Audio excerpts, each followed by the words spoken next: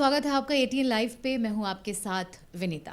जी हाँ, तो पूरे देश में जिस तरीके से सीएए और एनआरसी को लेके बवाल मचा है, खासकर याद कीजिए दिल्ली के शाहीन बाग से लेके पटना के सब्जी बाग इलाके तक में हजारों हजार हमारे मुस्लिम भाई बहन बैठे हुए हैं।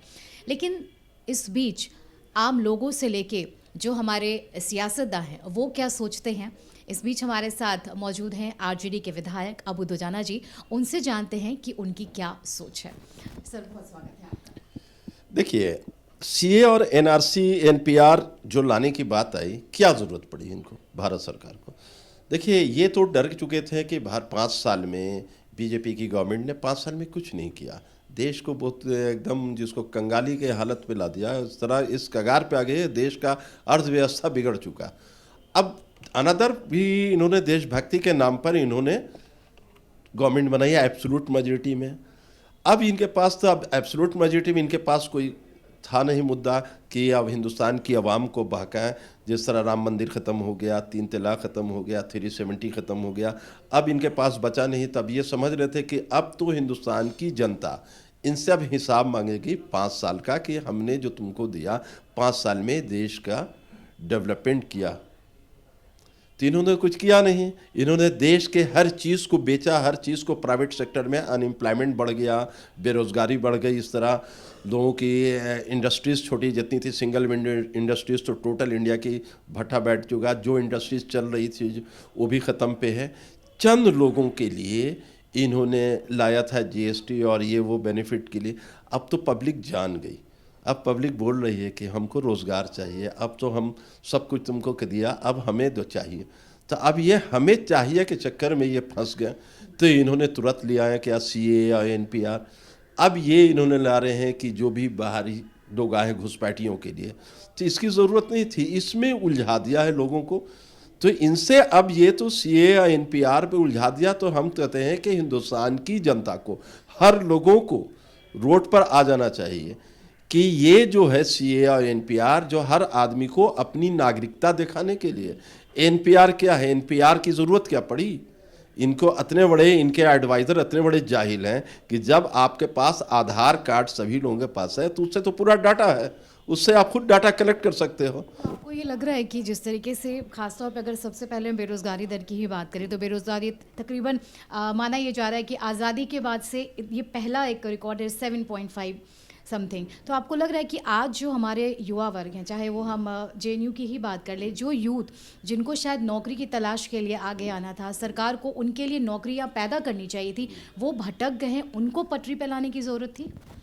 देखिए, सबसे बड़ी चीज़ है कि यहाँ पे जो जिस तरह से जो हमारे यूथ, डॉक्टर इंजीनियर्स, जो हम लोगों के गार्जियन पढ़ाते हैं अपने बच्चों को, हमने डॉक्टर इंजीनियर बनाए हैं इसलिए नहीं कि हमको देश में नौकरी मिलेगी, विदेश जाने की ज़रूरत नहीं पड़ेगी। जो इस वक्त जो हालात इन्होंने कर दिया, हर सेक्टर में सारी चीज़ों को इन्होंने बेच दिया, हर चीज़ बंद हो चुकी।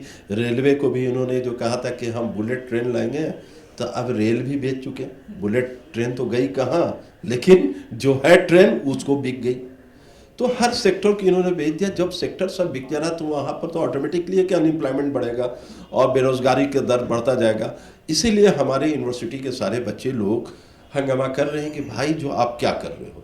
तो वहाँ भी इन्होंने अपने गुंडा एलिमेंट से वहाँ अटैक करा रहे हैं कि ये यूनिवर्सिटीज़ को हर जगह ये जो इंडिया की सबसे बड़ी जवाहरलाल यूनिवर्सिटी है जो उसमें भी उसको बंद करने के कगार पे आ गया। वहाँ गुंडा एलिमेंट्स को भेज करके जिस तरह से उन्होंने किया है, क्या किया उन्होंने, हर तरह से ये चाह रहे हैं कि देश में हिंदू मुसलमान ही चलेगा, मंदिर मस्जिद चलेगा। अब हम चाहते हैं इनसे कि देश का डेवलपमेंट करो, तो देश का इनसे डेवलपमेंट भी नहीं होगा। ये गुंडे एलिमेंट्स हैं, गुंडे एलिमेंट्स को आप लोग देश थमा दिया है। जो कभी एक एमएलए नहीं बना, कभी एमपी बना नहीं, वो डायरेक्ट चीफ मिनिस्टर बन गया। जो कभी एक एमएलए या कभी कोई वार्ड काउंसलर का इलेक्शन नहीं जीता, वो डायरेक्ट होम मिनिस्टर बन गया, जो तड़ीपाल था। ऐसे लोगों के पास विजन क्या रहेगा देश चलाने का? तो ऐसे लोगों से छुटकारा पाने के लिए पूरे देश की जनता अब रोड पर आ गई। आप डरा धमका कि कितना साल कोई इनके खिलाफ आवाज़ उठाता है, उनको कहते हैं कि मार दो जाके। यही देश चलाने का तरीका है। कोई अपने आवाज़ उठाए, फ्रीडम इसीलिए दिया गया था, फंडामेंटल राइट्स हमारा है कि हमने अपनी आवाज़, जो हमारी परेशानी है, सरकार तक पहुंचाए। तो उसको आप दबाने की कोशिश कर रहे हैं। जो सावरकर और गोलवरकर ने जो कहा था उसी कानून को आप लाना चाह रहे हैं। जो आपने हमारे जो आपके जो जो भी हमारा संविधान है, संविधान के अंदर को आप हटाना चाह रहे हो, आप मोनार्की एनार्की लाना चाह रहे हो। तो आपको ये लग रहा है कि जो देश में अभी करंट जो मुद्दे हैं, बिल्कुल जो गर्म मुद्दे हैं, उनको भटकाने की कोशिश की गई है और खासतौर पे अमित शाह ने कहा है कि 2024 तक जो एनआरसी वगैरह का मामला है वो सारा हम सल्टालेंगे। तो क्या इस 2024 के लिए अभी से ज़मीन तैयार की जा रही है? और खासतौर पे अगर देखा जाए तो आपने देखा होगा कि कांग्रेस के टाइम भी जीडीपी का जो ग्रोथ था हमारा 8 पॉइंट समथिंग और सीधा उसका आधा हो गया। तो कितना असर पड़ेगा, देश की इकोनॉमी कहाँ जाएगी फिर? देखिए, देश को तो इन्होंने एकदम कंगाल कर दिया। इकोनॉमी आप संभलने वाली नहीं। देखिए, वो था मिस्टर सुब्रमण्यम, इकोनॉमिस्ट था, इनका ही एडवाइजर था। उसने भी ये बता दिया कि अब देश जिस रफ्तार से नीचे की तरफ जा रही है, अभी संभलने वाला नहीं है। इसलिए कि इन लोगों के पास कोई विजन नहीं। देश की इकोनॉमी जो बचाने के लिए कि इंडिया में अच्छे इकोनॉमिस्ट की ज़रूरत थी, जिस तरह मनमोहन सिंह थे, इन लोग अच्छे इकोनॉमिस्ट थे जो देश को उस पोजीशन में भी, पूरा वर्ल्ड क्राइसिस में था लेकिन मेरा देश का जीडीपी ऊपर था। लेकिन इन जाहिलों के हाथ में जो देश गया है और लोगों को गलत तरीके से देश को गलत हाथों में जा चुका है, तो अब हम लोग इसकी आवाज़ उठा रहे हैं। तो इस आवाज़ को दबाने के लिए वो दूसरे तरफ ढल रहे हैं, हिंदू मुस्लिम और पाकिस्तान। हर बात में पाकिस्तान, हर बात में हिंदू मुस्लिम। क्या है भाई, तुमसे हम मांग रहे हैं डेवलपमेंट के लिए, क्या पाकिस्तान क्या है आज के डेट में? क्या तुम अपने आप को पाकिस्तान से कंपेयर करो? एक बिहार के बराबर भी नहीं है पाकिस्तान, और आप इतने बड़ा इंडिया आप कंपेयर करो। क्या चाहते हो? ये जो देश में एजुकेशंस आप एजुकेटेड करते हैं, एजुकेशंस का आपने 10% जो एजुकेटेड कर रहे हैं, 90% इलिटरेसी बढ़ गई। क्यों बढ़ी?